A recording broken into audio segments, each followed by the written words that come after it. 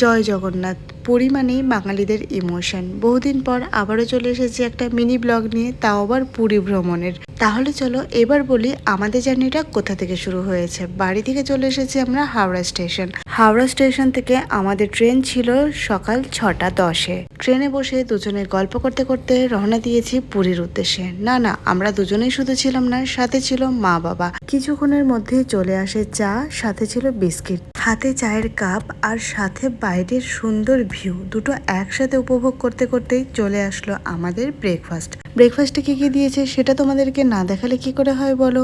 ব্রেকফাস্টে ছিল brown bread, jam butter, french fries, আর এটা ছিল ভেজ কাটলেট।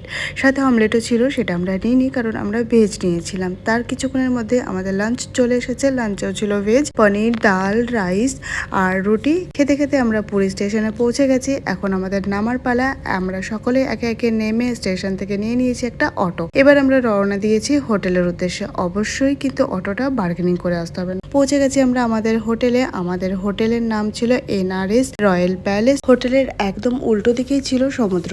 হোটেলে ঢুকতেই সামনে আমরা গণদাদার দর্শন করে নিলাম। তারপর রিসেপশনে কিছু ফর্মালিটিস ছিল, সেগুলো করে আমরা চলে এসেছি রুমে। তোমাদেরকে হোটেল রুমটাও পুরোটা আমি ঘুরে দেখাবো। আর এখানে কিন্তু হোলি খেলার ব্যবস্থাও ছিল, যেটা আমাদের আসার আগেই অলমোস্ট শেষ হয়ে গেছে। আর একটু আগে যদি আসতাম তাহলে আমরাও জয়েন করতে পারতাম। এই ভিডিওটি আর বেশি বড় করছি না, তোমাদের সাথে নেক্সট ভিডিওতে আরো সুন্দর সুন্দর ভিডিও আমি শেয়ার করব মিনি ব্লগের মাধ্যমে। তার জন্য কিন্তু তোমাদের আমার সাথে থাকতে হবে। এখানেই ছিল হোলি খেলার ব্যবস্থা, যেটা অলমোস্ট শেষ।